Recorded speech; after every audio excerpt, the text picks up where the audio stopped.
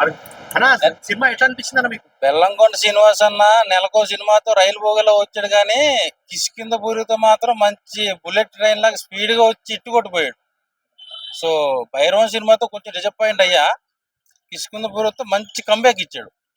So ఎట్లా అనిపిస్తుంది ఇద్దరు ఇప్పుడు అనుపమ కానీ ఇద్దరు యాక్టర్ ఎట్లా అనిపించింది? అనుపమని ఎక్స్పెక్ట్ చేసుకుని చాలా మంది గ్లామర్ అనుకుంటారు కానీ ఈ సినిమాతో సెకండ్ హాఫ్ లో దెయ్యం గెటప్ లో వెళ్ళిపోయింది. సో బెల్లంకొండ శ్రీనివాస్ అని అయితే మంచి కంబ్యాక్ పడింది. హారర్ ఎలిమెంట్స్ ఎట్లా అనిపించింది ఈ సినిమా? సెకండ్ షోకి ఎవరన్నా ఈ సినిమాకి వెళ్ళాలనుకుంటే పక్కన మనిషిని తీసుకెళ్ళమని చెప్తా, నా సజెషన్. అంతే అంటారా? లోపల ఒట్టకాయలు ఎదురుతున్నాయి. సీరియస్ గా బస్సు నాకైతే ప్యాంట్ తడిసిపోయింది, అంత భయపెట్టాను నన్ను. సో డైరెక్షన్ కానీ స్క్రీన్ ప్లే వైస్ ఎట్లా అనిపించింది? ఆ డైరెక్టర్ పేరు నాకు గుర్తులేదు కానీ సినిమా అయితే మాత్రం మంచి చాలా ఒక గంగ, ఒక కాంచన ఏ రేంజ్ లో అయితే మనం భయపడ్డామో ఈ సినిమా కూడా సేమ్ అదే కోవలోకి వస్తుంది. అనుపమ అనుపమ కంటే నాకు విలన్ ఉంటాడు ఇందులో, తమిళ అతను కొత్త లోక సినిమాలో చేశాడు.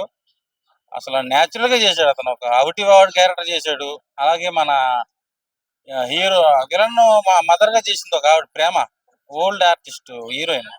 సో ఆవిడ కూడా మంచి. ఏముంటది బాస్, ఒక 25 years బ్యాక్ రేడియో స్టేషన్ పెట్టాలనుకుంటారు. స్టోరీ చెప్పకండి బాబు.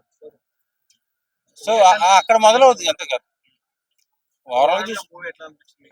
చెప్తున్నా ఒక గంగ, ఒక కాంచనా సిరీస్ సినిమా చూస్తే ఎలా అయితే మనం హర్రర్ గా భయపడ్డామో కిష్కింధపురి సినిమా చూస్తే కూడా అదే ఫీల్ కలుగుతుంది. సో రేటింగ్ ఎంత ఇస్తారు? నేను 5కి 4 ఇస్తా.